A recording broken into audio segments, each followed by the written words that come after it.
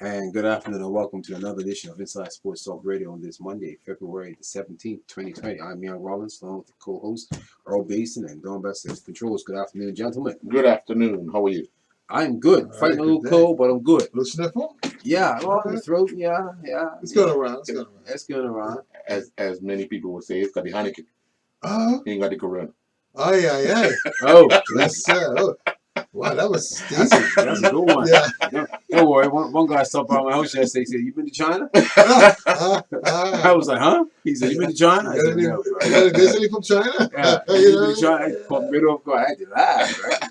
Ain't nothing else to do but laugh. Been a lot of Chinese up by where you live. So Yeah. That I has guess a few that's tours. the tours from the guests and the hotels and things of that sort. Yeah. So far, you're crazy, you know, right? Airbnb? Check who you have on your Airbnb. Anything is possible. Yeah. Anything's possible. Well, then here you got all kinds of breezes. For sure. From the north, from the south.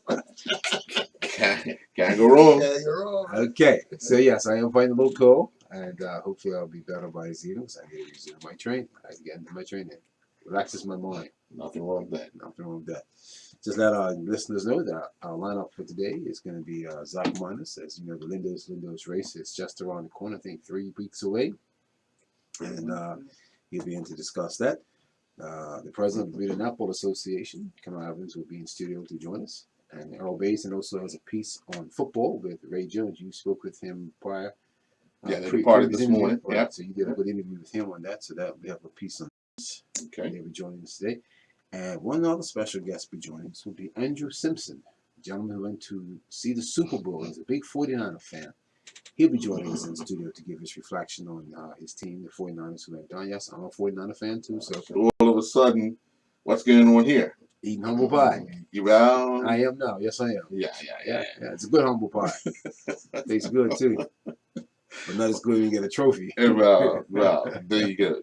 But it's all good. Yeah, it's all good. I know Zach is on his way, so we can start off a segment with your pre-interview you did with Ray Jones. Let's hear what he had to say because the team departed today, the football team, the under 20. Under 20 team headed off to Puerto Rico this morning for the CONCACAF qualifiers. Before heading over to Puerto Rico, do you feel any pressure being the number one seed going into a tournament such as this? No, that's just paperwork, really, for me. I mean, the game is actually played on the pitch. Seedings mean nothing. Seedings don't win you anything. So we really just take it every match, one match at a time. I haven't even spoke to the boys about the seeding. It's really, let's be prepared for the task in hand. And the real task is we have to come first. So we could have been seeded 4. We still have to come first to advance. And that's the goal. We want to be in basically the next round. So maybe seeding that's no ground on the preparation. With that your hands on some of Bermuda's next men's senior national team players, what have you guys been kind of working on technically to ensure that these guys do well in this tournament and go on as well as be prepared if called upon to the senior national program? So basically, this week we're trying to mirror basically something similar that we did with the men's team in preparation for the Gold Cup. We recognize the next group of players potentially come out of this group.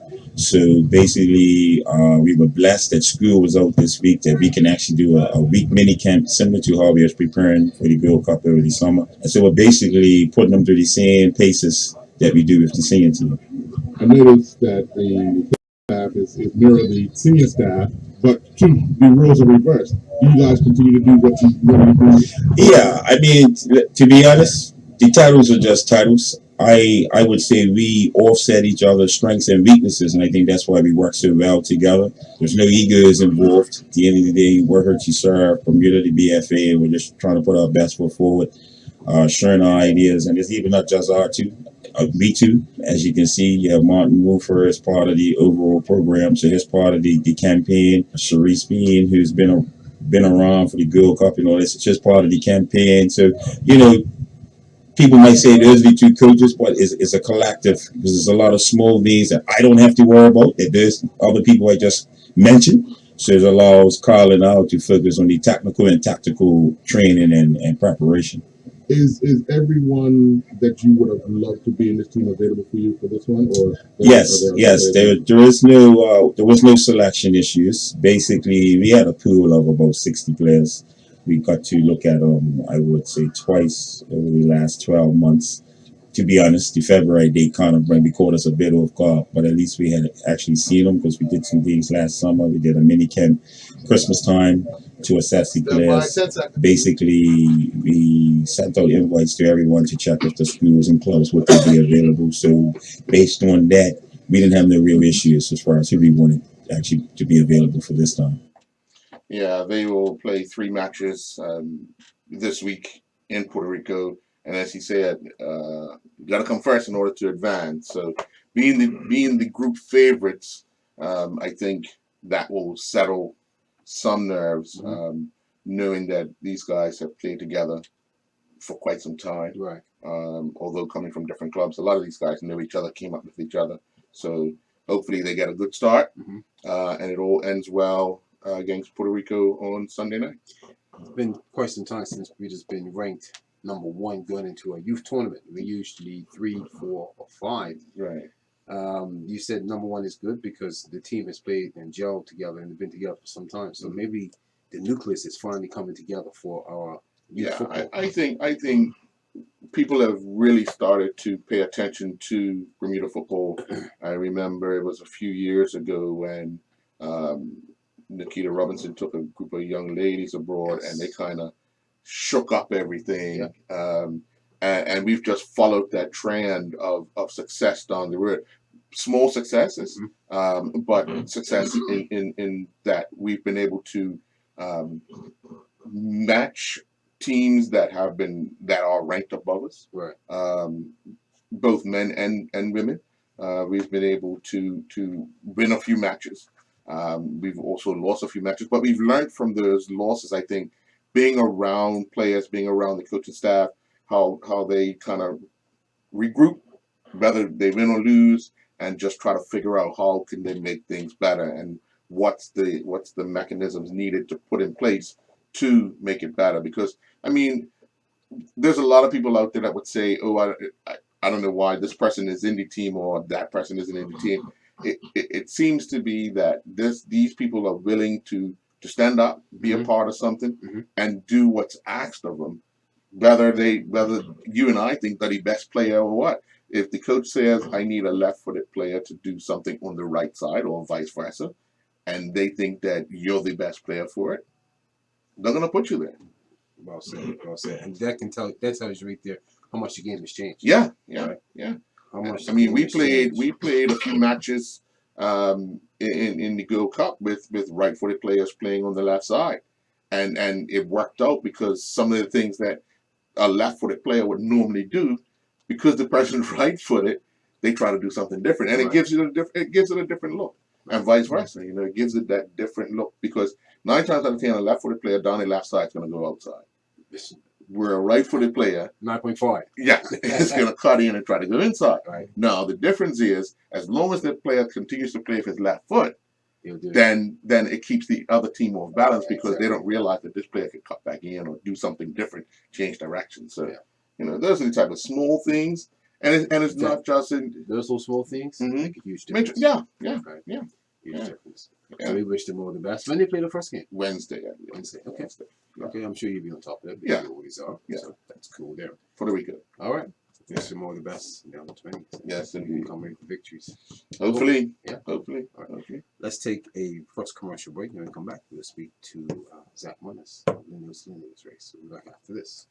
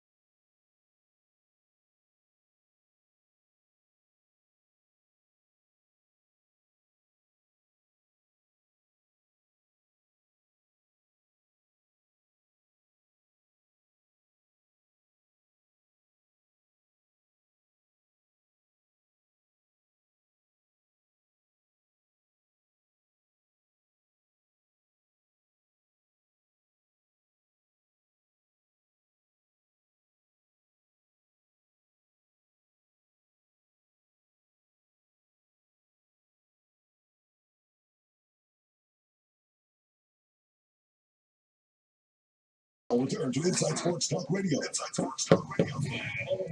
With Ian Rowan and Earl Mason. And welcome back to Inside Sports Talk Radio. Joining us in the studio right now is Mr. Lindo's himself, Zach Monis. Good afternoon to you, sir. I'm here. Yeah. Mr. Liverpool, too. Yes. I know. Looking forward to the end of this season. Let me tell you, man. Lift the trophy.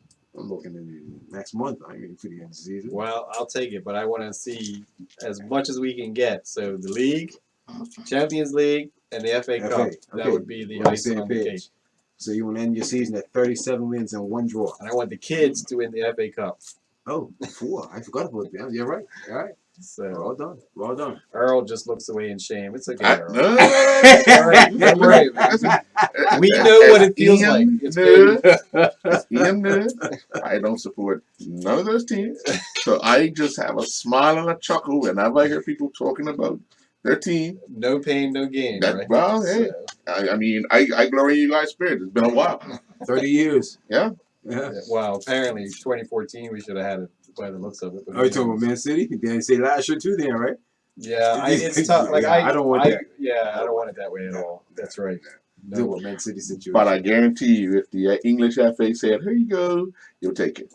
Ah, It ain't a Liverpool supporter around here that would say no. I don't think it's gonna happen like that. I think they're just. But I'm saying, hypothetically, if they were to say, okay, the points that Will be Manchester deducted. City, will be deducted for Yeah, this I season don't, and I this don't see it season. that way. I think the games have to be played to earn it. Well, So, you played You're the right. games. You yeah, lost it. but they played the games too. So Yeah. they might have, shucks, you're talking $1 million here, $1 million there for those teams. Right. Like, really?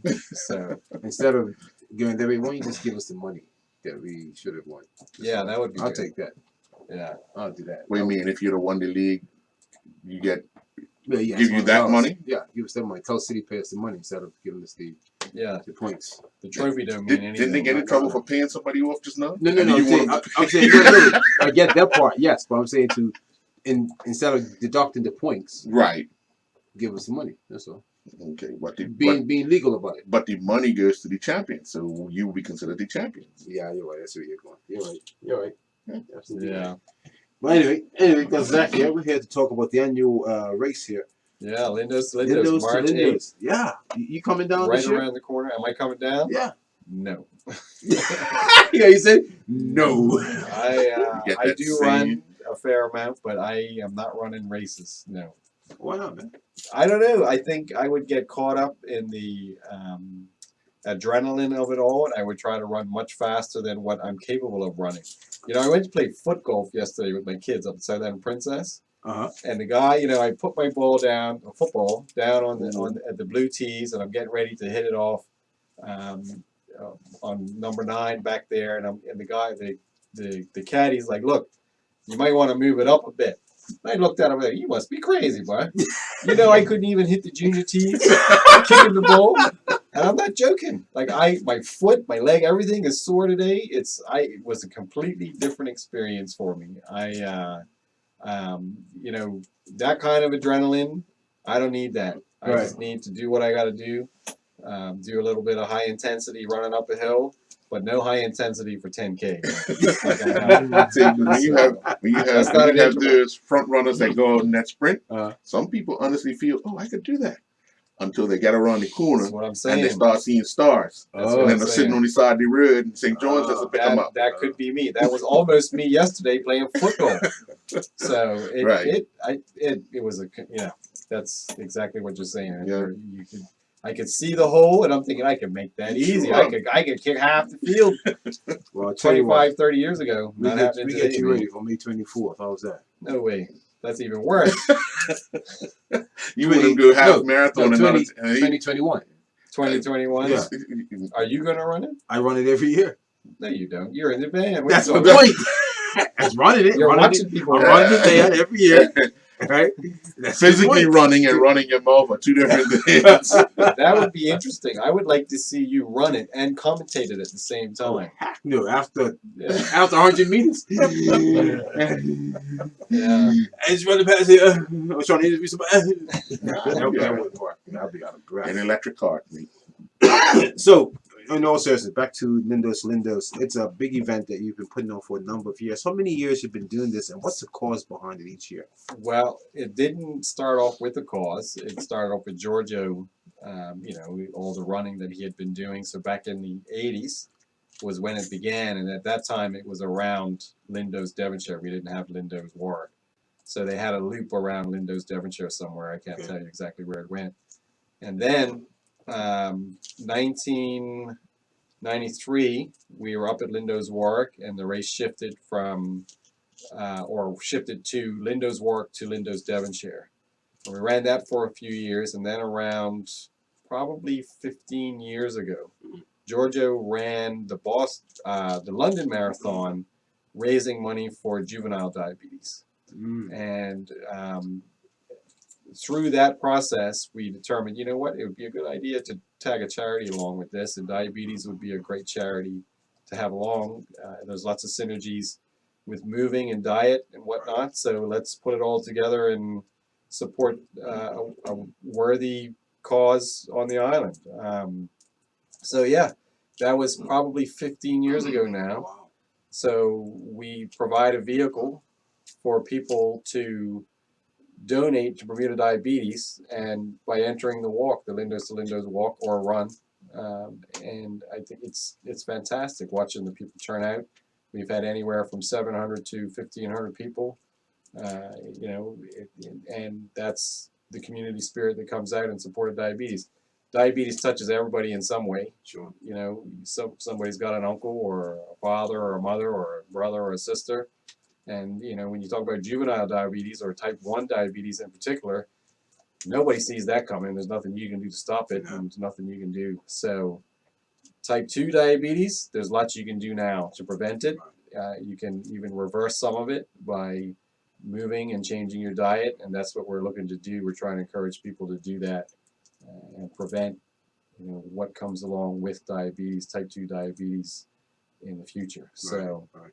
Now this year the race, you said it's on the 8th of March. March 8th, which is time change day. I just want to say, Yes. Second year in a row.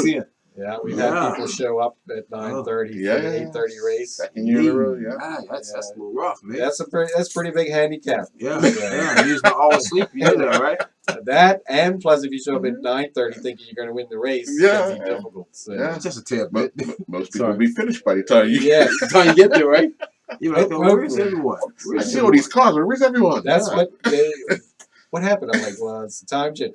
Oh, yeah. So, but that does happen. But so we're trying to be very informative and transparent. It is time change day. Make sure you get up early that day. The good news is you get a little bit extra sunlight at the end of the day. So yeah. And pound the pavement on the Monday, like, oh, I'm hurting. I'm hurting. On top of the walkers and the significance of what you guys do to help diabetes, why do you think it's such a well attended event? I think precisely because diabetes touches a lot of people. Mm-hmm. So I think everybody can find something relevant to them when it comes to diabetes. And we all know that the things that you can do to prevent and manage diabetes are in your control. So I think that's one of the reasons why it is such a big event, because getting out, moving and walking, some people use it as their first one for the year. Right. To sort of start that process to get ready for bikini weather in the summer, right? Right. And I think that's generally why that is. There are so many people that are affected by diabetes on the island that you don't have to cast a huge net to grab people out to an event like that. And so said, so done. Now it's been a few years since the course changed, because now you go up a steep hill before coming. Well, you go 2 steep hills, but making it challenging near the end. Why did that extra? Why add because it used to be an 8K. Way back, yes. Right, and then it changed to a 10K. Yeah. But that 10K probably feels like 13. Yeah, because you're going to Chain Gate Hill. I think that's the last hill. That's the last. Chain Gate's the last hill, Jeez. and then Collector's Hill before that. Before that, yeah. Right. So you But come on. You run up a little bit of a hill at the beginning, then you run practically all downhill to Story Hill, and then you're flat all the way. You got to put something in there. At the Hey, that's him not want to run the race. at the 8K mark, you stop and you think about where you came from, Yeah. or where you gotta You go. right? Yeah, it's tough. And It's tough. you watch a lot of people turn left. The walkers turn left and go over Brighton Hill. Yeah. And you say, Oh, okay. let me Gotcha. change that beer bottle.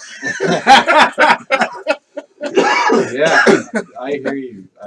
That's a Collectors challenge. Hill could be. I mean, we could continue on to Redmond. Oh, there if you want. no, that's That's even a that's challenge. So, that Redmond, just down by that's St. straight up, mate. Patrick's. Yes, that's That's right. straight It, up. it even goes like this. the in difference middle. between collectors and Vermont is Vermont you could see it the whole way. Collectors you have the corner. Okay, the So corner, yeah. what you say, okay, I can make it to right there, and then you go around the corner. Okay, I can make it to there because it's Yeah. broken up. But Vermont, I remember My cycling. wife and I have been walking that quite a bit lately. Yeah. Getting ready for going skiing, but it is. Let me tell you, man. you get this far, you Yeah. get past the church, all of a sudden it goes up That's another right. stretch, and then it just keeps going like I remember that. they used to scary. do a That is cycle scary. hill climb for cycling, and guys would get halfway up the hill and just get off the bike and push it. It's like I can't do It's this. like Billy Goat Hill Yeah, almost. Yeah. straight up. Yeah. Yeah. Okay, a little bit thank you. longer than Billy Goat Hill. Yeah, it's a little longer than Billy Goat. Yeah, it's a So- little longer. But in all fairness, back to your event, it's a success. You've been on for a number of years. Is there an amount or a significant raising fund number you're looking for this year for this event? It always works out to be around 20,000. That's nice. So hopefully we can duplicate that. I mean, it really depends on how many people turn out, how many people sign up. So that is, it's the community that come out to support will determine what goes to Bermuda Diabetes And Association. when is the deadline for sign up? Okay. And then for the paper entries, it's March 4th, because then we have to take those paper entries and actually enter them into racedayworld.com. Yeah. So most people are pretty switched on these days, and they can navigate racedayworld.com without a problem. Right. And that's what we hope most people do, right? So, It's usually very entertaining after the race because you have all the vendors down Yes. there and Right. and massage. Yeah. and everything, you probably have people chomping at the bit to get into that, don't you? To be a Um, part of it. yeah, somewhat, yes. I'm So talking about the vendors themselves. we have our regulars Mhm. who we always call and say, hey, look, race day's coming up, and they're like, oh, we're there. So you've Right. got your BGAs and you've got Barrett's and Mhm. whatnot, and then the Thai massage people always call us, Right. and then there was another group that called us this year. I'm trying to remember who it was. Shucks, I can't remember. But yeah, it is that kind of atmosphere. It's very much a party atmosphere Right. after the race, Right. and Cool. you get a lot of people sampling different products Mhm. and enjoying a massage and doing this and doing that. So Yeah. it's a nice affair. For yourself, what time do you get yourself ready for that Sunday morning? You must be up at 6 o'clock or 5 o'clock in the morning. Yeah, I'll probably be up at 6, and I Yeah. get up to the shop probably 6:30. Get the caution tape up. Make sure the porta potties are where they're supposed to be. Make sure things are ready inside the store to accommodate the people that want to use the bathroom inside, and just have the parking lot ready for when they all line up and push off. So Wow, that's cool. yeah, Just want to let our listeners know that on the 2nd of March, it's 2 weeks from today, Earl will be at Lindo's in Devonshire doing it live on the Lindo's race. So those people who want to come by and drop their phones off, come see Zach Van. yeah, or go to racedayworld.com. Even better. Yeah. Even better. That's cool. RaceDayWorld.com. That's right. Yeah. Is your brother-in-law running this year? My brother-in-law, did you see what he did on in the was it the triangle challenge or the triple challenge? Triple challenge. Triple challenge? No. He ran a 5:45 in the mile. He ran a 39 in the 10K, and he ran a 1:28 in the half. And then can't work on Monday. I know. Jesus. Exactly. Yeah. That's So- Friday, Saturday, Sunday, right? And then can't work Monday. 5:45 in the mile. 5:45. 5:45 in the mile. He's what, 54 years old. He said what happened was in the half, he thought he was running next to the guy that was beating him in the triple in his age group. Uh-huh. So the So- mind took over. So they both pushed each other really hard. Mm-hmm. turns out it wasn't the guy, and they both ran a personal best Right. in the mile. half. In the half. In the half, yeah. So Okay. this in the half is where he thought he was running next to it. Right. You know, they Wow. get to water stops. One would sort of take a break at a water stop, and the other one would take off. And then the other one, because he's thinking he's got to make some time on this Right, guy right. to win the medal. Mm. And it turns out the guy wasn't the guy at all. That guy was way ahead. But he ended up running a 128. And he usually runs around a 129, 130. So, so He's he got is some energy. running. He is running. Yeah, I'd like to interview him to bring him up on March 2nd. Because it's Yeah. amazing. I mean, each year I heard information about him that he's doing this, and this, and he's successful at it. Be good to sit down and I know. talk to him. Last year in the Triangle Challenge, which is that obstacle course thing, Right. I think he came second. He was right behind Spencer. So Jeez. I know. 54. 54, Mercy. yeah. Mercy.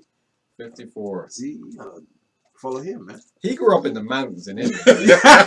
So, when you talk about Vermont, Yeah. he used to walk Vermont, but for To 5 warm up. hours. Yeah, to warm- So, To warm up. just to go home. So, Yeah. yeah, So it's nothing to him. It's a he- walk in the park. he eats up yards like they don't even exist. It drives me crazy. And that's the way he walks around the shop, too. You know? Oh, I've seen him. I've seen it. You got when you watch, it's funny because you'll see him and there'll be an agent or somebody there wants to speak to him and he's trying to do 3 or 4 things at once and he's going down the aisle and the agent's running behind him with the clipboard. He's just walking. So, Yeah, it's true. It's yeah, true. I I saw him know. Friday. It's It's crazy. like, what? Oh, okay, cool. Yeah. Cool. Anything you'd like to add before we wrap up, sir? Yeah, just come out and support the race. Don't forget March 8th. Don't forget the time change. It's a great cause. Bermuda Diabetes, they need as much help as they can get. We need to sort of try to do our best to eradicate it as best as we can because type 2 is really controllable. Yeah. That is the main message. And we need to do our part in trying to do that. Make it happen. Okay. Yeah. What about, is there a donation box at Linda's, either one of the stores, in the event that someone's either going to be off the island or just physically can't do the walk? Generally, you would hand it in the same way you would for the race. Okay. So, and all the funds will get collected and put in the same place and get transferred to the Bermuda Diabetes Association. Okay. Now, the best advice is take it right to them, Right. but we do accommodate that. As Oh, well, okay. so, All right. So there are options as far as, okay. Cool. And again, March 2nd, we'll be at Linda's in Devonshire with Zach, his brother-in-law, and probably Sarah. From, yeah, we'll try to bring Diabetes. Sarah in. That's right. Okay. She's not quiet. She's cool. I Yeah. like that. It's all good. Thank you very much, Zach. Liverpool. Enjoy the rest. Oh, Liverpool. Never walk alone. That's right. All right. We've got more guests to bring on, so enjoy the rest of your day. We're gonna convert Earl eventually. You know that. Slowly right? but surely. They were the wrong color. All right. Because all he wears is blue. Well, he's like you. St. Well, George's that's when it St. comes to George's. Scotland. That's all right in August. Yeah. Blue and blue's all right in August. It's all good. I'll convert both of you first of August. Well, I'll convert both of you. Okay. All right. Actually, cup matches the 30th and 31st this year, John. Yeah. July. Well, you know what I mean. I know I'm just messing with you. Yeah. Just messing. We'll be back after this.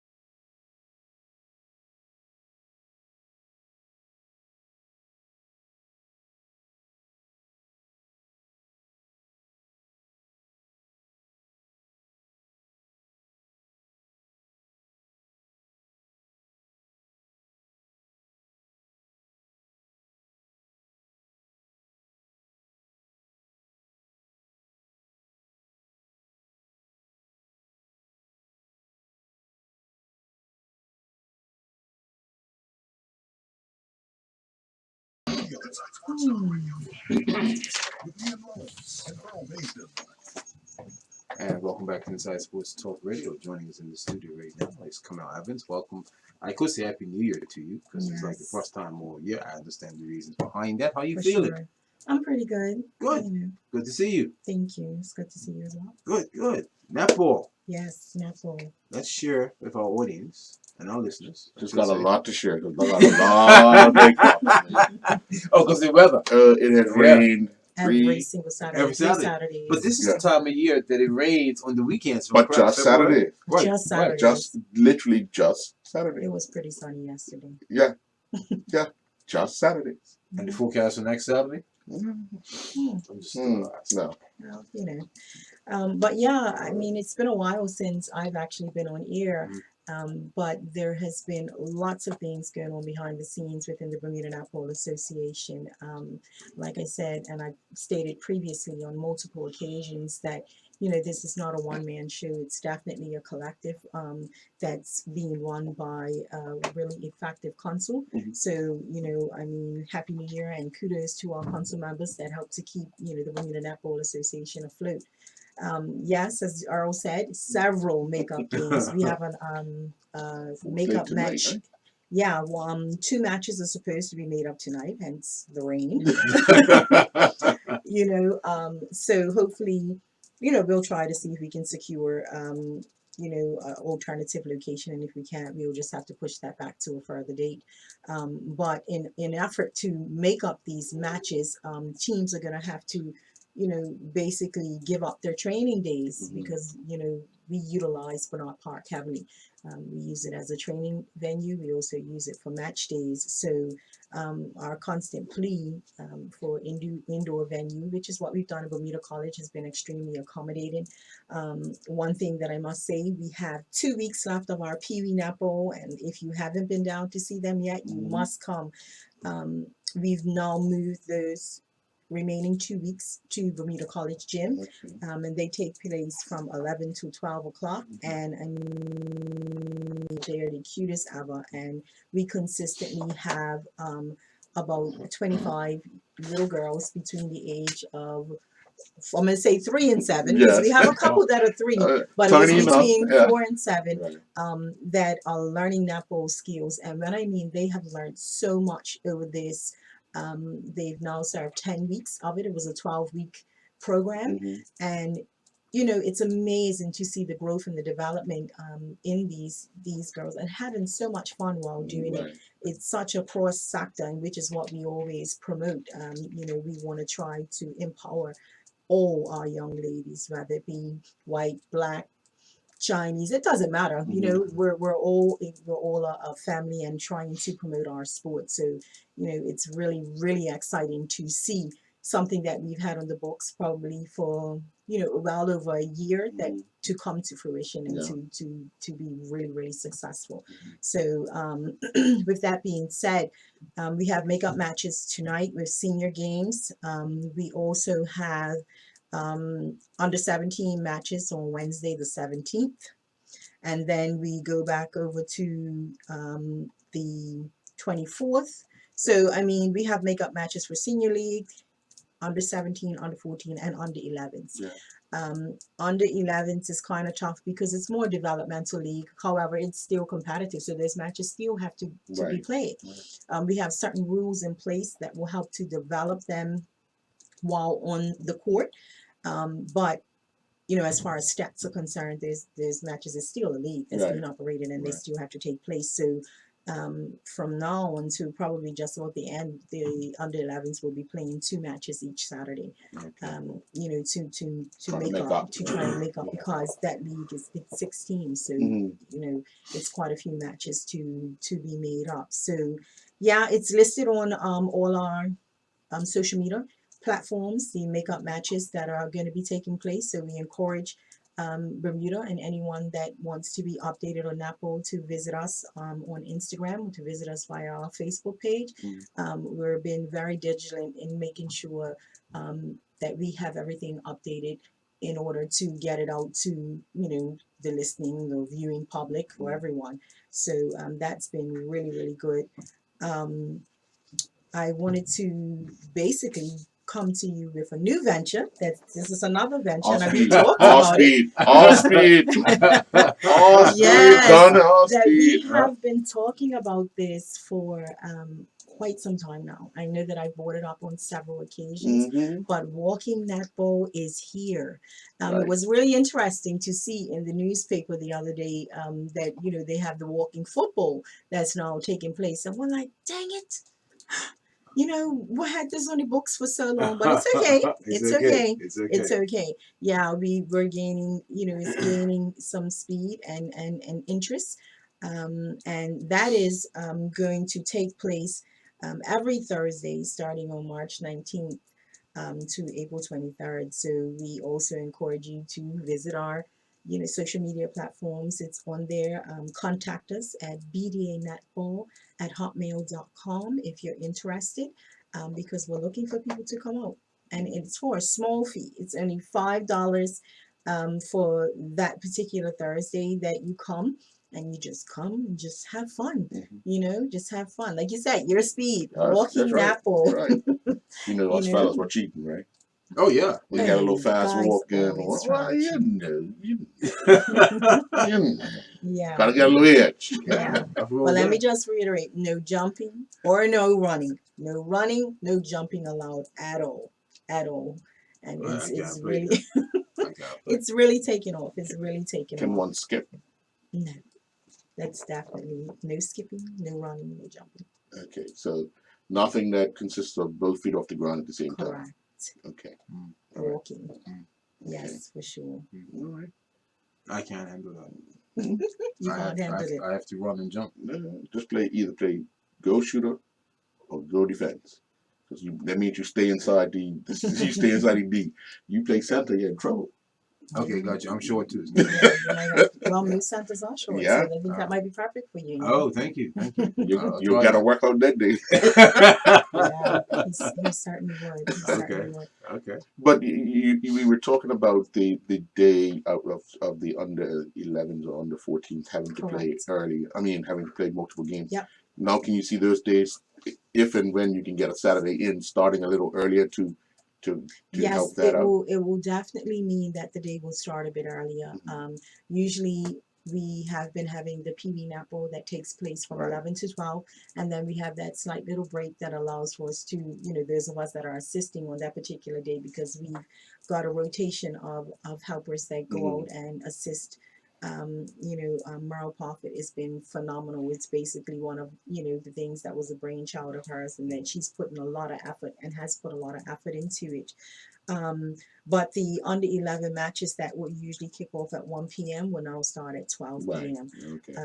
And they umpire their own matches anyway. So one good thing, we didn't have to worry about putting the umpires in, or trying to juggle Right. around the umpiring schedule. Right. So I think it'd be great, because they always want a little bit more netball. They Right. play 10-minute quarters, Mhm. so they're technically only playing for 40 minutes, when most of the clubs train for at the very least an hour and a half. Right. At that age level. So I think that they'll Yeah. do well. 2 They'll games do in a well with weekend. it. Yeah. Can't beat that. No, Yeah. not at all. I did speak to Stacy, and she said that things are going well for netball this year. And next time she was sitting up for you when you're unavailable. Okay, Just that let you know. sounds great. You mean Stacy Grant? Yeah, Stacy Grant. Stacy Grant. You mean Stacy? Stacy, I just want to put this out there that this is Ian speaking. This is definitely I'm not telling me. you what she said to me face to face. Okay. 6 o'clock in the morning at the gym. So all right, cool. So I just had to put that out there for you. Okay. Stacy, I'll call you after this, Stacy. I'm just letting you know. Poor Stacy, but we love Stacy. Oh, yeah. Stacy is a true advocate for netball She as a is. whole, and she's one of the ones that have been around for years now, and continue to put a lot of work and effort into the sport. Let me just ask about that, because you have quite a few people, not even on council, but have been given back to the sport for so long. Is it just the love of the sport, or wanting to see it grow even more from the times that they were playing? For me, I want to say I think it's a bit of both. I don't think that anybody sticks around doing something unless they have a passion for it, especially if they're doing it for well over 10 years or more. We have to commend those persons. As we stated before, we're a very small community, but as much as we may be on separate sides of the fence when it comes to us competing, I think that we all have a mutual love and respect for the sport, first and foremost, and then for each other, which is why I think that over these past few years, we've collectively really been putting a lot of work into trying to grow the sport and not just growing it amongst the young people that are, meaning the people that are out there that's competitive, because prior to this, a lot of focus was just put on under 12 category, persons that were probably between the ages of 10 to 30, and we've made huge strides in getting many people involved. While we have done it in small increments over the years, like we've offered netball fever, which always runs before the season kicks off, but adding this pee-wee netball, I mean, there's due to end in 2 weeks, but I really think that they're looking for a little bit more. They're loving it so much that they're looking, for us to try and extend it. So there are some things that are going on behind the scenes that, hopefully we can bring in the next, 2 weeks when we're here in reference to the Pee Wee netball. But yeah, like you said, there are several people. Most people down there at the courts have definitely been giving back in some way, shape, or form for well over 10 years. I hope you're going to. I got to go to news right now. Sure. All right, and we can pick it up after the news if you don't mind. No problem. I really appreciate that. Let's take Yeah. news and be back after news and weather.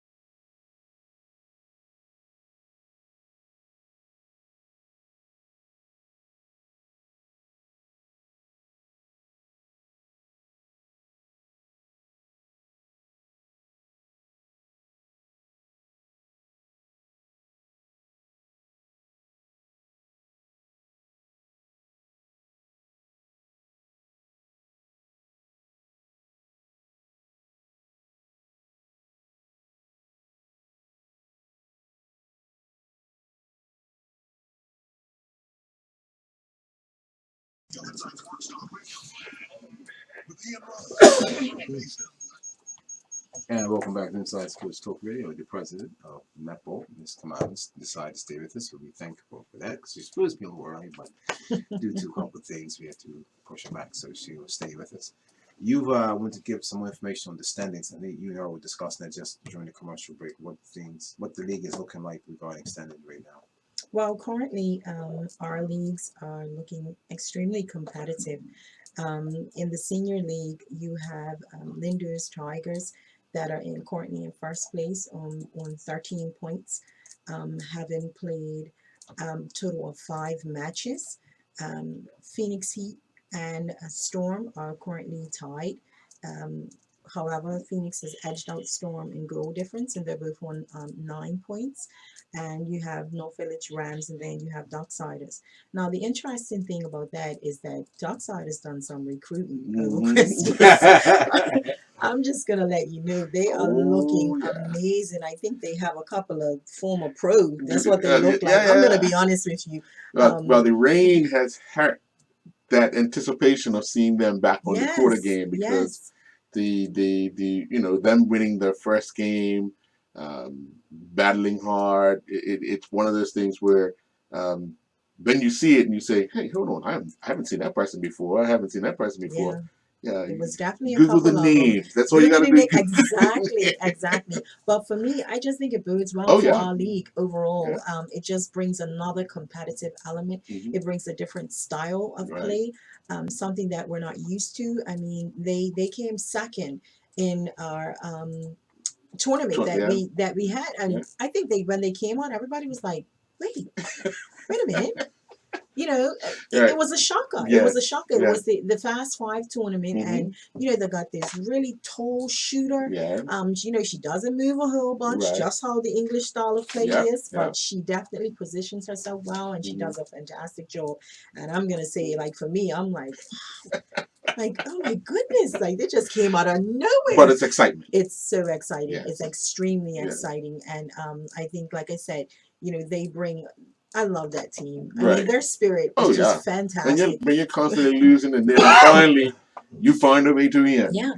Well, win, lose, or draw, they're celebrating. I trust and believe. I'm telling you. And that's the type of, that's what we want to see down there. That's the type of environment that we want to bring there. So, come on down, definitely on a Saturday evening. Dockies is in the running, I'm telling you. And in our under 17 league, we have Storm leading with 12 points, and next in second place is Phoenix Fire on 6, and North Village Rams tied once again on 6 points for second place, but Phoenix is edging them out on goal difference. And North Village is coming up in 4th because we only have 4 teams in that division. Our under 14 league, you see Storm leading the way on 9 points, 3 wins, no losses. You have Phoenix Ambers, which are currently Phoenix Ambers and North Village Lady Rams Red are tied again on 6 points. All having played 3 matches.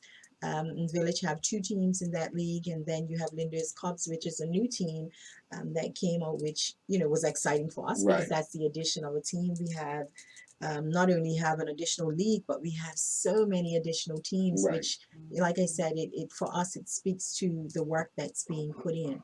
And in our under 11 division, which is 6 teams currently in there, you have Storm Lightning leading with 12 points, Phoenix Sparks, and Southampton Rangers, which is a new team that we added to the under 11s, both sitting on 9 points. And North Village Lady Rams and Storm Thunder tied for 3rd place, both sitting on 3 points. So it's really exciting. Then we have Warriors, and like I said, Angela, love her to death. Guess what? They score 1 goal, the game's over. That's it. We won. The game is over. The score could be 34-0. If they score, you would think they scored in sudden death overtime, and they've won, and they celebrate. What we love. But it's not even just them. It's everyone. Everyone is so excited. And they all leave with a smile on their face and happy-go-lucky, regardless of how many girls the other team scored. It doesn't concern them. They set out on a mission every week Yes. to either get 5 passes or to get a goal or to do something that's going to change their way of what they've been doing in training Right. to make it fulfilling. And they're improving. Oh, yeah. I'm They're about to say, you improving. know what? And they're probably the smallest team in the under 11 division And by it's far. interesting. What happens is when you do that type of sportsmanship and understanding as a team and you're losing, but you come out happy, eventually it all comes together. Yes. Oh, yeah. And then you know what? You can't stop them. Yeah. Yes, Yeah. but 'Cause that's they've where learned the the whole love of the basics. sport comes. Right. You know, loving the sport, and that's more important than anything. I Mm. think that once you grow a passion for it, then you'll stick with it a bit longer. Yeah. Yeah. Okay. So So good. hopefully tonight. Hopefully, I'll definitely update, and any updates will be posted on our social media pages.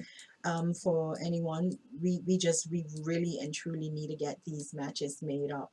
If not, we're probably going to be looking into the end of April, May at this rate, which is Yeah. definitely not what we're looking to do, because we need a brief break before we get into summer league. Yeah. And we have to start planning for that. So we're definitely going to be pushing to try and get as many matches played that we possibly can over the next couple of weeks, so that we can remain on schedule with what we started out with. If not tonight, see you at the park Wednesday evening. Yes, for sure. I just looked at the forecast for Saturday. It doesn't look too good. It's raining again. So the trickle. It's the forecast for Saturday. It could change. It could. It could change. Let's We're hope gonna play it's Sunday all morning. It's netball Sunday morning. Yeah. This trick. is it. We used to have, We used to. Yeah. we used to, for sure. Yes. Never know, Cap. Well, we see you back in 2 weeks' time. Thank you For very sure. much. It's always a pleasure having you on Inside Thank Sports you. Talk Radio. Thank you. We'll take a commercial break. And when we come back, I'm running out of my breath because you can talk about it. Cool. We have August on the line. We'll be back after this.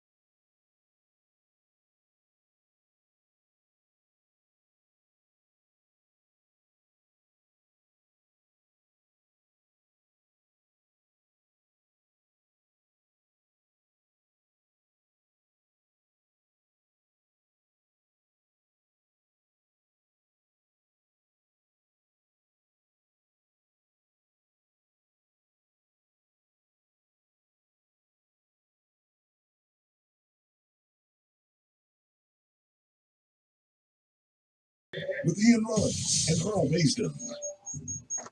And welcome back to Inside Sports Talk Radio. As Ian said, as we went to the break, joining us on the line is Shakira Warner from the Argus Group. Good afternoon, madam. How are you? Yeah. Everybody in the studio doing?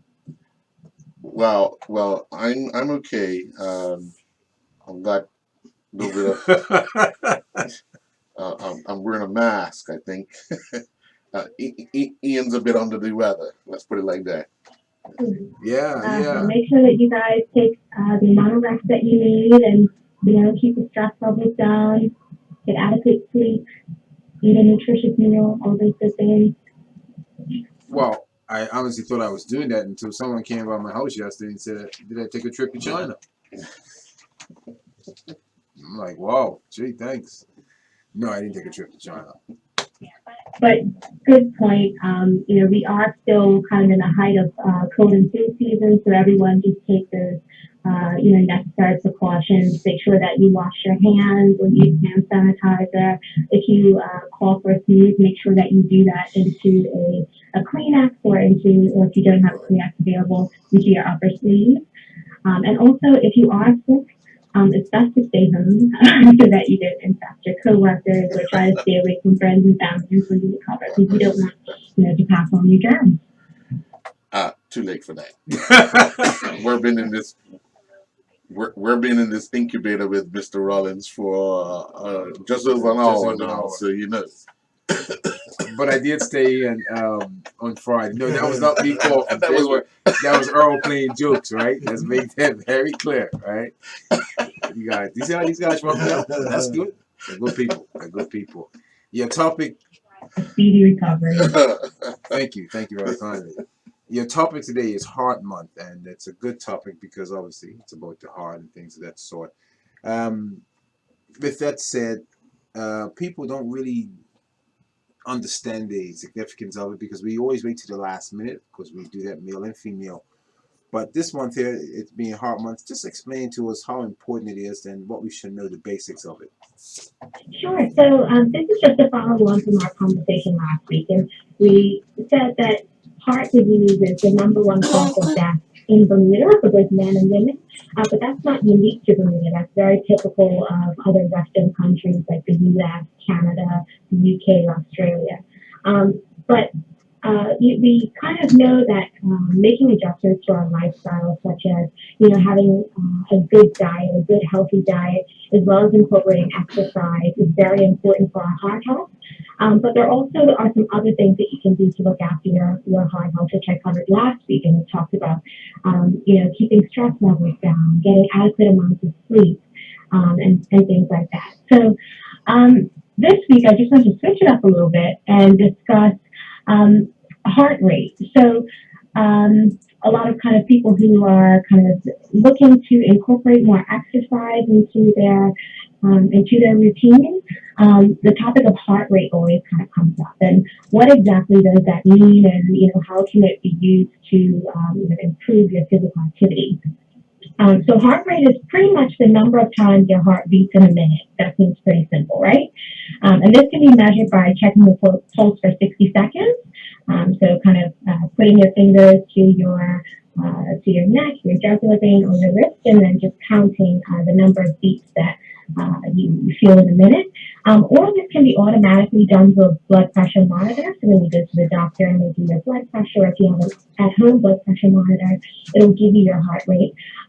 And then also, more recently, some fitness trackers like your Apple Watch or Fitbit HR models or your Samsung Gear models, or even apps through your phone can track your heart rate. So one of the things that when we kind of talk about heart rate is resting heart rate. So this means how many times per minute your heart beats when you're at rest. And usually this means kind of when you're at a state of just not really moving around, your breathing isn't increased, you're not sweating, you're pretty much just sitting there. And a normal resting heart rate for adults, it usually ranges between 60 to 100 beats per minute. And when you think about 60 to 100, that's actually quite a wide range. And the reason for this is because there's a number of factors that go into, what your heart rate is. And these things can be, your age, having other health conditions, also your emotions. So if you think about like when you get excited, your heart rate increases, or if you're feeling a little bit anxious, your heart rate increases, or even if you're scared. So we all know if we're watching a scary movie, your heart rate tends to go up. Also, other things that impact your heart rate beyond just your activity levels include your body size and any other medications that you're on. And what we say as a general rule is that active people tend to have heart rates that are towards the lower end of the 60 to 100 beats per minute range. And usually, active people, sometimes they have a heart rate of 60 and below, so even into the 50s and 40s. And that means that a person has a fit heart. and their heart is more efficient at kind of pumping blood around the body. And as I mentioned before, when you go to your doctor and they take your blood pressure, your heart rate will also come into that, and they'll measure that. And they can advise you of what you can do to actually lower your heart rate if it is too high, or kind of figure out where's the best range for you. We have a lot of new devices out there that track heart rate and blood pressure and so forth. But how trustworthy are these new devices? I mean, you were talking about the Fitbit watch, you were talking about the Apple Watch, and all these type of devices that are out there. How true to the detail are they when one wants to check their heart rate and either that or their pressure?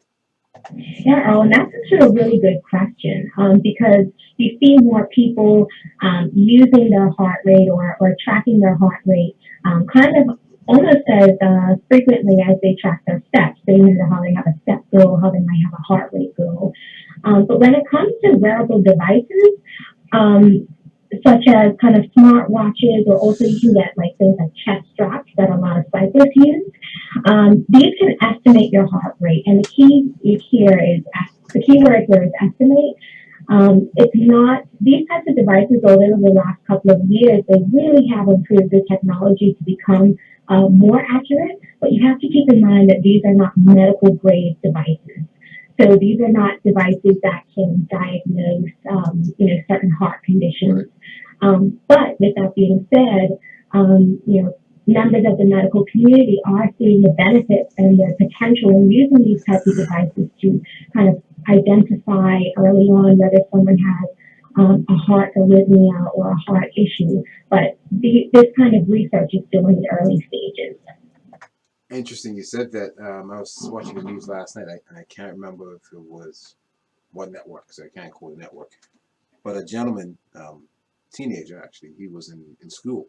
He had a Apple Watch on, and he's an athlete, and he basically, make long story short, the Apple Watch, they say, saved his life because of the heart rate. It was usually 160 per beat, 60 beats per minute.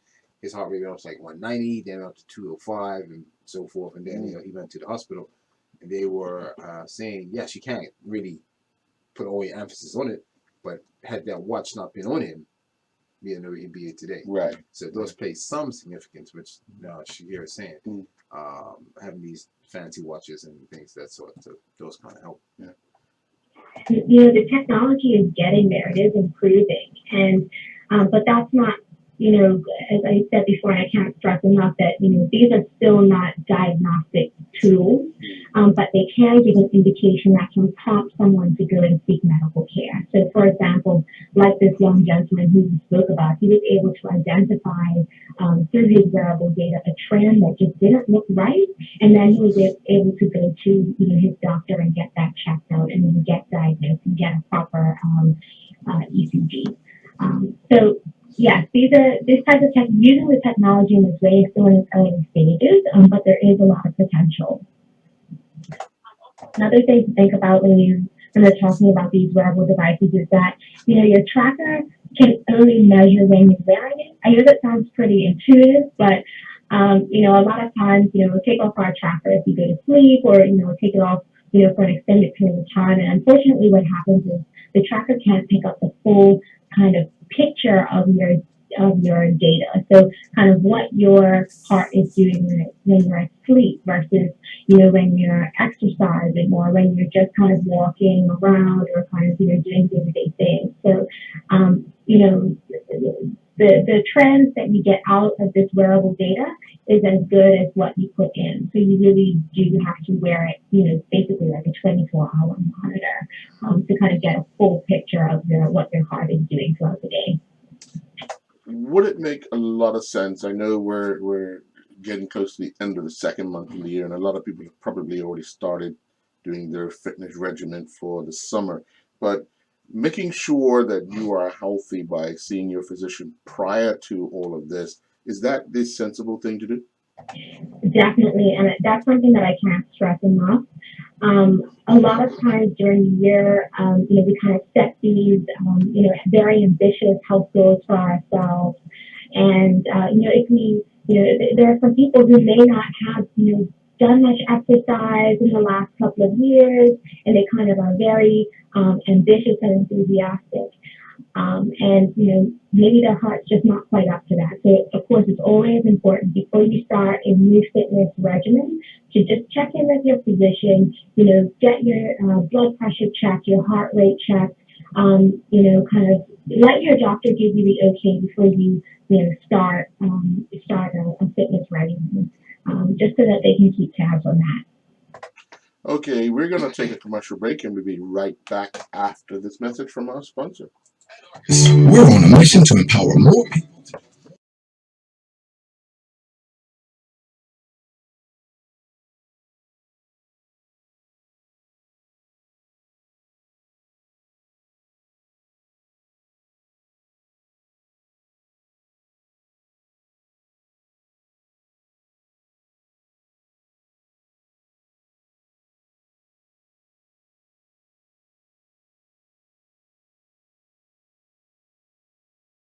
Shakira, back here. If someone's spending a lot of time at their desk and they check their heart rate, will it be different than if they were someone that worked out doing a lot of physical activity? In a sense, yes. I'm going to say this as a general yes. So people who have sedentary lifestyles, and we also have to keep in mind that the heart is a muscle. So how do muscles get stronger? How do they become more efficient? And that's through exercise. So individuals who are sedentary, their heart hasn't had, a bit of, they haven't really given their heart much of a challenge. So that's why we say individuals who exercise, their heart is pumping and kind of doing more work and becoming stronger, and therefore it becomes more efficient at pumping blood around the body. So therefore, someone who's active, their resting heart rate may be lower than someone who's inactive, just because the heart is stronger and more efficient at pumping the blood around the body. Hence why it would need less pumps per minute than someone who's inactive. Okay. Good point. That's a good point. With that said, is there anything else you'd like to add that we did not ask? Sure. So just kind of making the link between exercise and heart rate. I know we had talked about, wearable devices, what resting heart rate is, and kind of what's the normal resting heart rate for adults. But what about kind of target zones?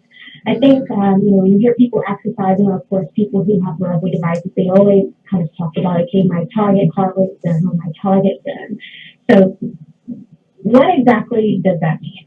So when you're exercising, your heart rate actually tends to be a good indicator of how much effort you're putting in. So kind of, am I doing kind of like a moderate intensity workout, or is it something a bit more vigorous where I'm kind of like sweating a lot and my heart rate is up and I'm kind of out of breath?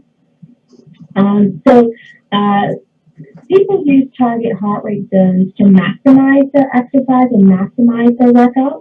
And this is pretty much how, this is by how long they actually stay in that target zone. And to determine your target zone, you have to calculate your maximum heart rate. And some wearable devices and apps can already do this for you, but it's 220 minus your age. So, for example, my maximum heart rate zone, my maximum heart rate would be 220 minus 28, which is 192. So if I'm exercising, I don't really want to go over 192 beats per minute. And if, for example, if you're 50 years old, it will be 220 minus 50, which is 170. So your maximum heart rate would be 170 beats per minute. And what the American Heart Association says as a general guide is that for moderate intensity exercise, like brisk walking or kind of cleaning your house, it should be about a 50% to 70% of your maximum heart rate. And then for higher intensity exercises like climbing stairs or running or doing aerobics, it should be 70 to 85% of your maximum heart rate. But you also have to keep in mind that if you're doing moderate intensity exercises, which are kind of at 50 to 70% of your max, you can do that for a longer period of time.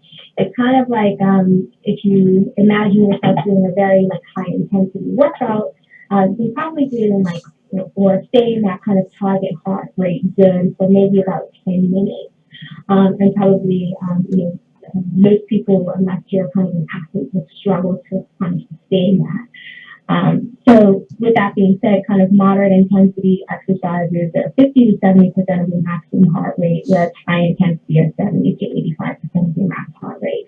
And that's kind of how we use kind of this whole concept of target heart rate zones to kind of get the best out of your workout. So if you're looking to, burn fat, or even just kind of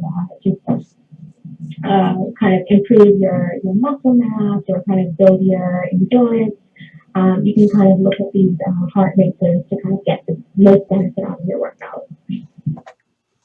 Sounds good. I think that we have to because we're getting older, not younger. And we want to live longer. That's true. And I think, when we talk about our heart health, it's not any one thing. This week we talked about exercise. In the past we talked about nutrition. We talked about sleep. We talked about self-care and stress management. So any of those one things are not going to help our heart health. But doing all of these things together, kind of really blending them into our day-to-day lives and being conscious of these activities, that is what will kind of has the overall protective effect when it comes to heart health. Well, thank you very much for all that valuable information. We look forward to having you on next month because it's every other week because today's the 17th. And of course, sorry, go ahead.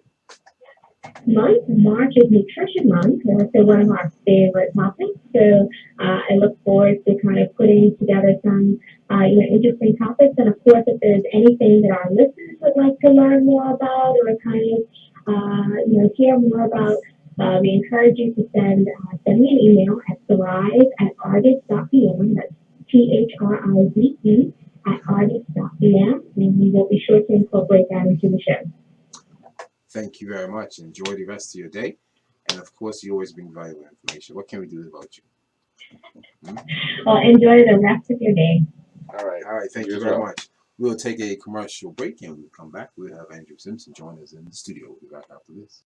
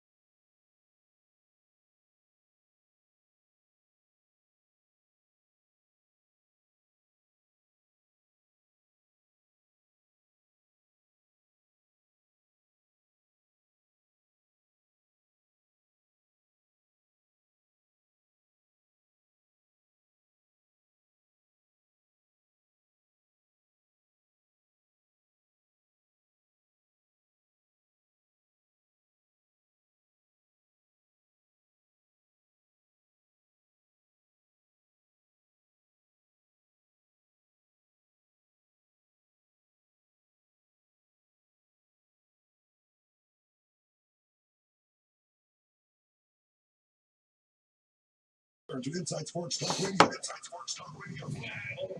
With Ian Rollins and Carl Basden. And welcome back to Inside Sports Talk Radio. Joining us in the studio, as we said during commercial breaks, Mr. Andrew Simpson. He's a big 49er fan. He had the opportunity to witness firsthand the 54th edition of the Super Bowl. San Francisco 49ers going down to defeat the Kansas City Chiefs. Yes, all right. That's all right. It's all right. I support you, mate. I support you. San Francisco 94s. Well, you have to come in because you have no team. Well, I could call them the 94s. That's true. Was that the last time they won? Yes. It's been a long time. It's been a long time. But that's all right. Well, we have 5 Super Bowls.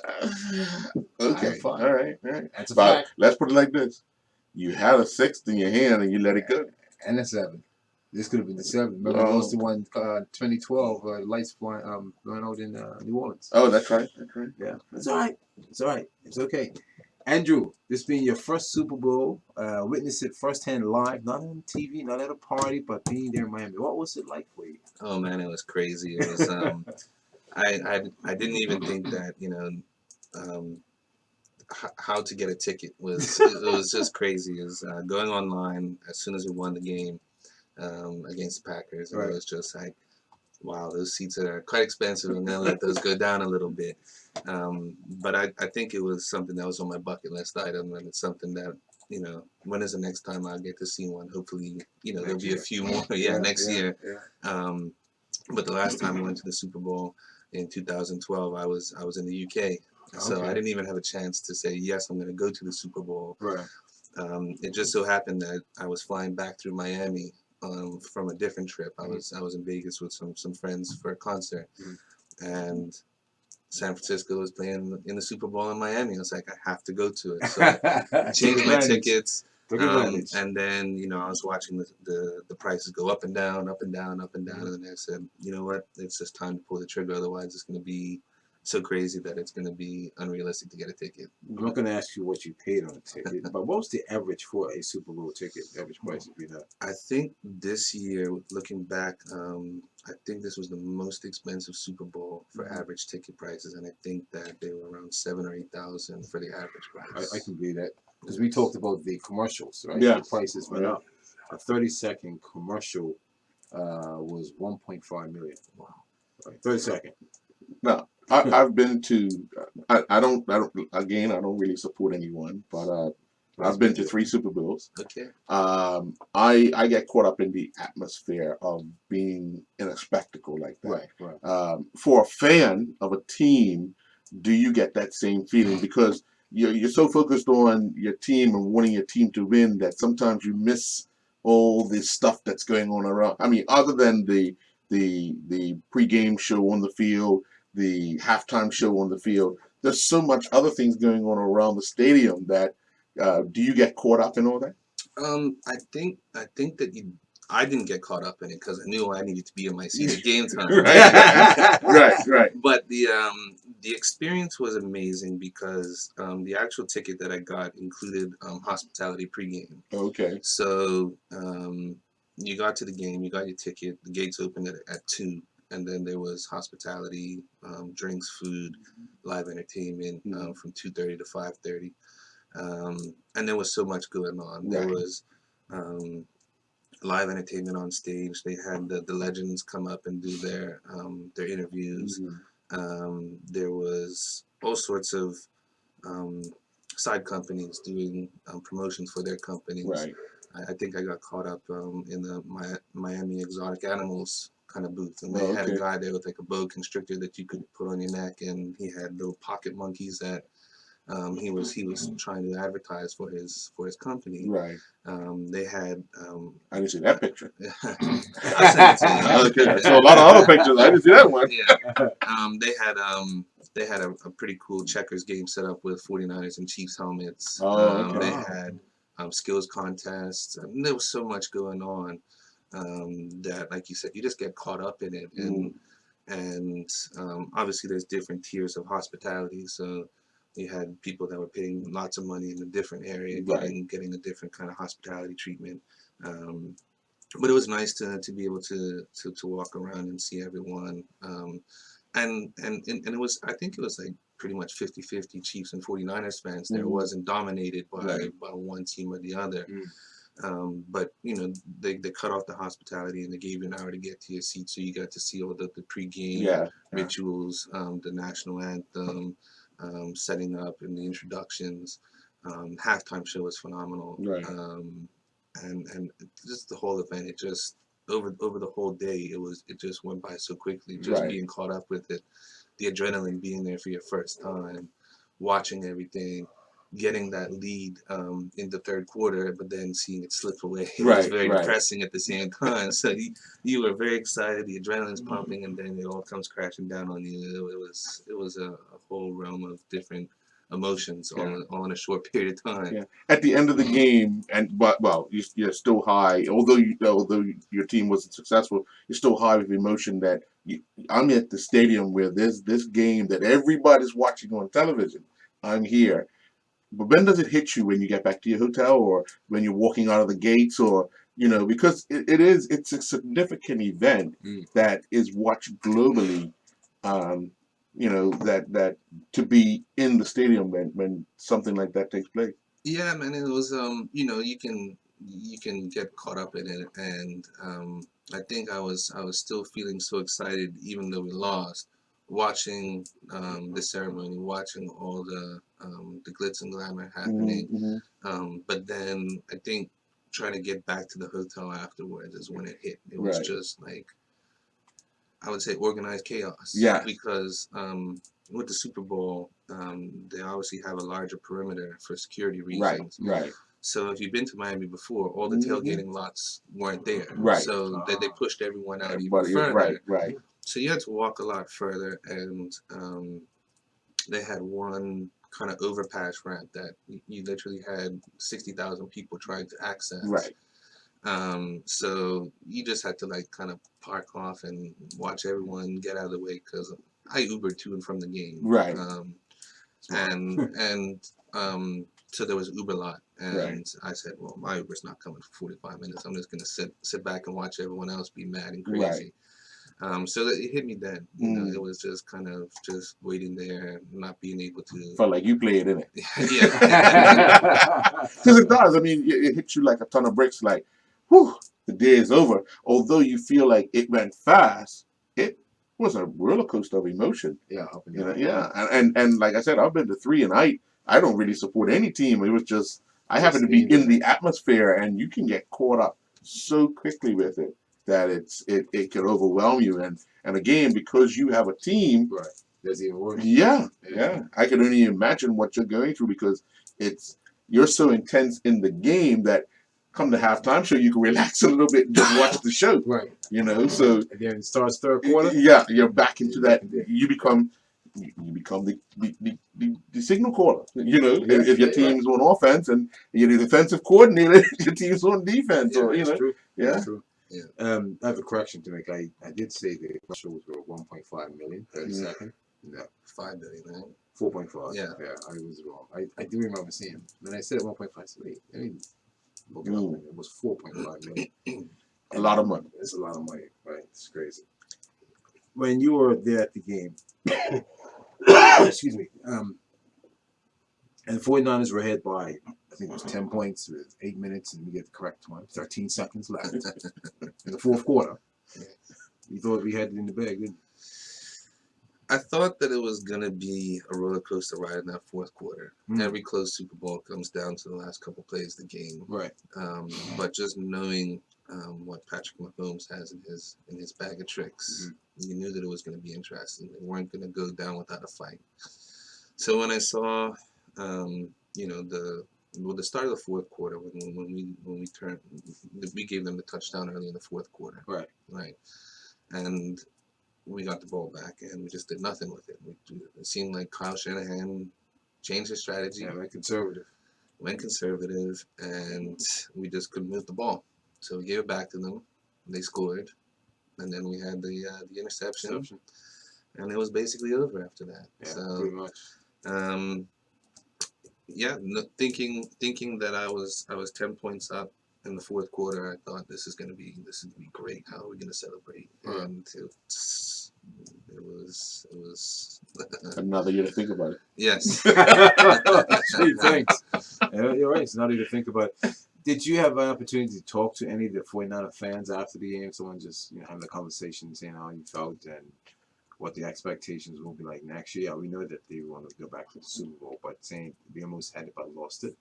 Yeah, I mean, just walking out of the stadium, waiting in the car park, even at the hotel the next day at the airport, seeing people, 49er fans, you can tell people were sad, but they were just happy to be there. Having a season with 4 wins last year, to going to 13 wins and going to the Super Bowl, people were just happy to be there. It's like the team's back. It's people were excited, and I think that there's a lot to come out of this team if we can stick together. Yeah. You see major changes within the 49ers in the offseason? I saw some early articles on the free agencies, and there's some huge names in there. I think Samuels is up there, the wide receiver we picked up from Denver. He's a free agent. I think Armstead's a free agent. They want to keep it. They want to keep Armstead. I think they want to keep the whole team, but it's going to be hard. Yeah. And I think Coleman might have gone already. I think they might have cut him already. I'm not sure. Okay. But they're certainly trying to trim the team early and get things ready. Mm-hmm. I looked at Richard Sherman. Of course, both of you guys know Richard Sherman, but it kind of showed his age in the Super Bowl. He did. He covered well, but he got burnt too. And I was like, I think this may be your last Super Bowl, buddy, because you got burnt a couple of times. All the talk you talk. I get he's he's very technically sound type player. He's not fast, but he can read the offense, and that's what made him so well as one of the best corners ever to play the game. But he showed his age on Super Bowl Sunday. Yeah. I can see him being replaced, or if he was smart, like a Ronnie Lott and those guys, take that career and move it to the safety. Yeah. What number did you guys get in for the draft for the first round? I didn't see it. I didn't see it. Yeah. It'd be interesting to see what where you line up and what's available when it gets to your turn, because obviously you said you were 4-12 last year. Yeah. Year before last, and then you turn a season around, but also you got to be thinking, keep this nucleus, but looking at down the road as well to make sure you sustain over the course of a period of time. But what would you look to see the 49ers get come new season? I would say offensive line. I think the defense is strong.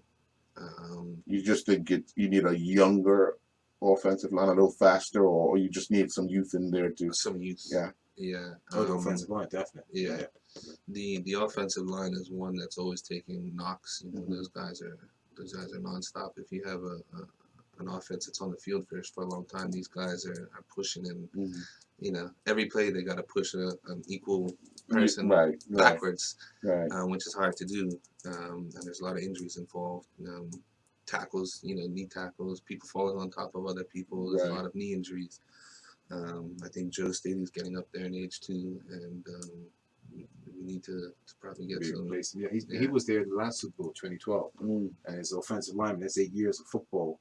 You're in trenches, as you guys say. It's a position where people fall on, you get injuries and so forth. I would be surprised if he's back next year. I'll be honest. I would be surprised. I just looking up what Earl's question was, what draft picks we have. We have a first round draft pick, and then after that's 5th round, 6th, 7th. Yeah, because you were giving up a lot over the course of a few years. Yeah. It'll be interesting. I know a lot of teams in the same boat where they'll wave off or give up somebody to get a draft pick down the road and all that marketing and shoveling and changing. On a season like you've had this year, you probably want to, or hoping to be high up to get some value. I mean, if you look into college rank, there's a lot of players out there, but it's what you need.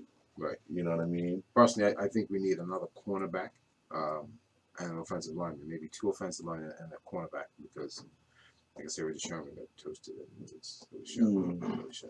But does, I mean, in what they're saying is that when you start talking about offensive line men, you don't really hear them called unless they either get injured or they miss a tackle where the quarterback gets sacked. 9 times out of 10, you don't hear those guys' names called.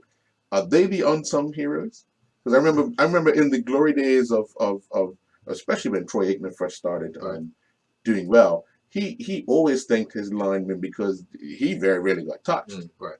And I think your question is correct. Is that do they go unsung? Yeah, and that's through the whole the game itself. Oh yeah. From the days when the Steelers had the Steeler Oh, curtain, yeah. right? It was the Steeler curtain, but it was the offensive line that kept Terry Bradshaw intact. Yeah. Then the 49ers went under Joe Montana. They had a great offensive line, but you don't hear it because those guys in the trenches. Right. They're the ones that go down, get the loose balls, Yeah. protect the quarterback. It's all about protecting the quarterback. That's all they worry about. Mhm. And so when you hear about these great offensive linemen, like, oh, he played? Oh, yeah. Right. You just don't hear enough about it because it's a position that really goes unrecognized. All they're there is just blocking. Where a defensive tackles go for a quarterback, a linebacker can get an interception, go for a quarterback, go for a running back. You got your cornerbacks, your safeties get highlights. You got your wide receivers, running back. Guys, offensive line, just do the block. And it's a boring position. That's what it is. It's boring. It's nothing fantastic about it. They can. Well, yeah, you can do it. I was gonna say you can go and catch a pass. You can, but you have to obviously alert the referee, the linesman. It's become an eligible receiver. Yeah. But Andrew, let me ask you this question: when did you start feeling Super Bowl fever? When you arrived in Miami at the airport, or night before the game? When did you start feeling that hey, I'm at the Super Bowl fever? Well, it's hard because, like I said, I was on a separate trip before that. Right. So I was amped up during that whole trip. Just there was a mix of emotions, being on, getting ready mentally to say yes, I'm going to Miami to watch the Super Bowl. I was excited. I mean, I was happy when we won the NFC Championship game. Right. But yeah, I think when I got off the plane and I was in Miami, like I literally flew the red eye from Vegas to Miami, landed at 7 o'clock in the morning. Right. And I'm like, I'm here to watch the Super Bowl. And it's just like, I just wanted my hotel room to be ready so I could go get a shower. Right. It wasn't. I had to wait 2 hours for it. But yeah, once I got the hotel room, I was able to get a shower. I was like, I'm on my way. I got ready and got in the Uber and I got up there and it was just like, I'm here. And it was like, even though you got dropped off so far away, you could see that stadium in the future, out in the background there. Yeah. And it was like, this is crazy. Right. But definitely I wish that anyone that has the opportunity to watch their team at the Super Bowl live and in person, I would say it's a bucket list item for any sports fan. But if your team's there, try and get there. Yeah. It's so different from a regular season game, isn't it? Yeah. Totally different. Even the build up to it, the pre-game stuff. I mean, you go to a regular season game, they have activities, pre-games and all that there, but it's nothing like the spectacle that they call the Super Bowl because you've got mega stars there. You've got all walks of life coming out. Yeah. No, you're absolutely right. Looking forward to next year. Would you go next year? The Super Bowl's in Tampa, Florida. Tampa, yeah. I love Tampa. Tampa. Okay. The stadium there is quite awesome. It's a newer stadium, and I like the pirate ship they have there. I've been there a couple times. That was my first Super Bowl in Tampa. Yeah. First Super Bowl. Cool. Who was the team? I can't. What's 49ers in it? I can't remember. No, never been to Tampa. I can't remember this. It was the one where the one of the players got arrested the night before. It's having a few games. Yeah, that's good. It's a regular occurrence. Yeah, but I know you're talking about, but I just don't remember. I'll look back. But yeah, I went to Tampa, New Orleans in 2002. Yeah. 9/11 was 2001, right? Right. 2002, I was in New Orleans, and then the last one, 2003, was in Miami. Cool. Well, Andrew, is there anything you'd like to add before we wrap up with you? No, just thanks for having me on the show. Not a problem. It's been great talking to you guys. Not a problem. You're welcome back anytime when the season starts. Go 94ers. You'll come in support our 49ers. There we go. 94ers. 49ers, right? We could talk about the whole season. It's over. I understand Mr. Basin. Like, he needs a team. I don't need a team. He wants to join the 49ers. Who? Right? He should. I tell you. I think he looks good in some red and gold. I think so too. Just Well, last question colors. is, how long you been a 49ers fan? Probably since I was about 6 or 7. So, When growing up in Bermuda, and we had 3 channels watching Every watching Sunday, sports on yeah, Sunday. yeah. They would only air the They- good teams. You yeah, know, yeah. that was the start of 49ers the was a late prime. game Yeah, between yeah. Dallas and 49ers was a late game. Yeah. Unless So, they're playing on the East That Coast. was CBS, Yeah. guys. Yeah, Yeah. networking. And Yeah. okay, all right. I've been a 49ers since we won our first Super Bowl in 1982. 18 years. Joe Montana. I can tell you, I was in Detroit, Michigan. We Mm. beat Cincinnati. And Yes. Earl Cooper scored the first touchdown for a 49er Mm. that year. So I date back way back there. In my younger days, of course. Still young. We're going to take a commercial break. We'll be back after this. Thank you, gents. Yeah.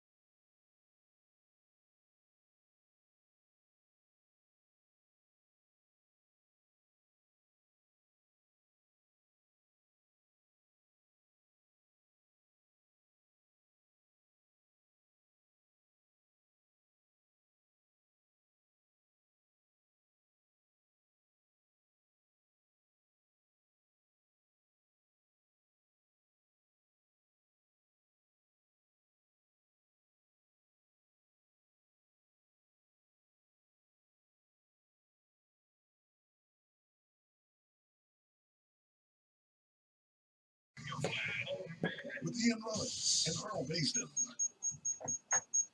And welcome back to Inside Sports Talk Radio. Well, I don't have to put that on my bucket list. I need to go to the Super Bowl. I'm going to look into that. I've never been to a Super Bowl. Been to NFL games, been to Right. Monday Night Football, Right. of course Sunday games in the NFL. But never been to a Super Bowl, so I need to put that onto my bucket list, sir. Yeah. Yeah. I mean, if you're a sports fanatic, I think anytime you get an opportunity to be around any type of championship is what it is. I mean, I've even been to a Stanley Cup final game. Really? It was when the Rangers played the Rangers and Islanders in New Jersey. It was game 3, Okay. and I happened to be staying in the hotel where the Rangers were staying, and they were going to play the Islanders. Two rivalries. And I was like, who are these big guys? You know, and found out. So went to the front desk, and they had tickets. Right.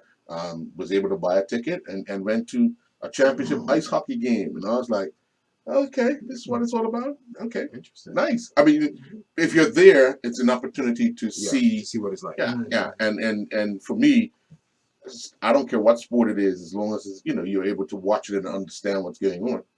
Away you go. Yeah. Yeah. Cool. Well, I think our guests who joined us today on Inside Sports Talk Radio, as always, they've been a big pleasure giving us information and outline their calendars like netball for the year. Yeah. I feel sorry for that weather for them. hopefully it holds up for this coming Saturday. Well, hopefully it holds up tonight.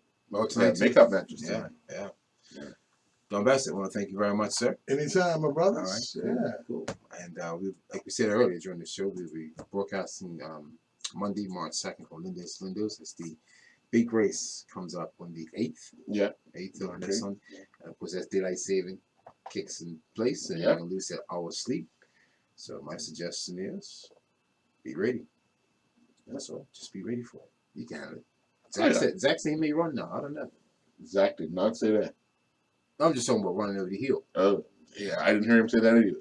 I'm talking about the hill next to Linda's. I The did small not. one, the one goes to the finish I line. did not hear Zach say I that. walked with most side. That's what Oh, he did. okay. All right.